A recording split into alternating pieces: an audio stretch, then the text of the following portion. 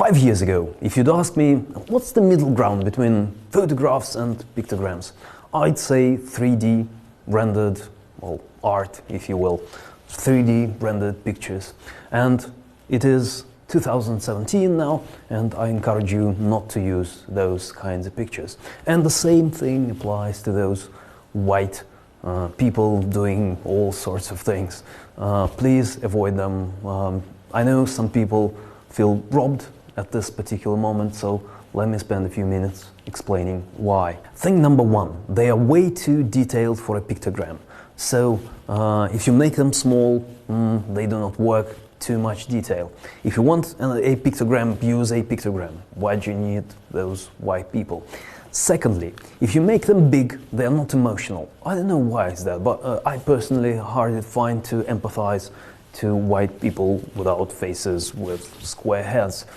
Maybe it's just a personal thing, but I ask other people, they say the same. So I don't know what kind of emotion you are trying to sort of produce. It's not working. And thing number three, they look cheap. I know icons, pictograms look cheap as well, but they are supposed to be cheap. Those things are supposed to be expensive. They are an attempt to glorify pictograms, and rather unsuccessful one. And finally, they look dated. They are out of fashion. They make your presentation looks like it's 2010 or something. So maybe they will have their comeback. Maybe they will return on some new level.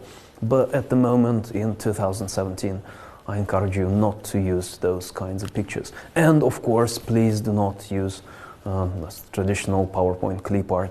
They make your presentation look like it's, I don't know, 1996 or something.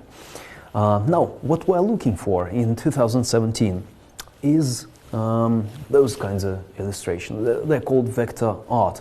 And I think this is actually art. I can see artists' work and artists' touch. I think they are emotional. This is an illustration. This was artist working. And we can use them, well, like this as an example, or maybe like this. With them, bigger means better, and sometimes a way to make them bigger is just to make them look bigger by doing this additional layer of color. Just to make things clear, all that gray-blue color that you see, most of it, that is, it was just a gray-blue box with the same color as the original picture. And of course, drawings work spectacularly as far as I'm concerned.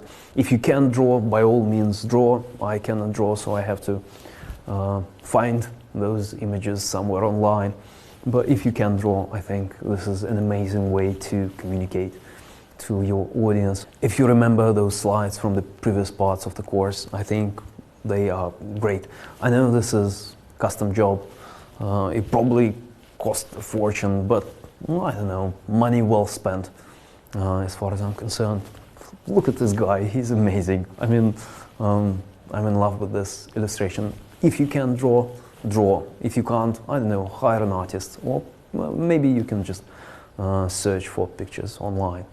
One final note, please do not put it in the lower right-hand corner of your slide. I know how this picture ended up there. Somebody put in some text and then he or she had a look at the slide and thought, oh my god, this is just so boring. Let's add a picture. In the lower right corner it goes because there's no other space left.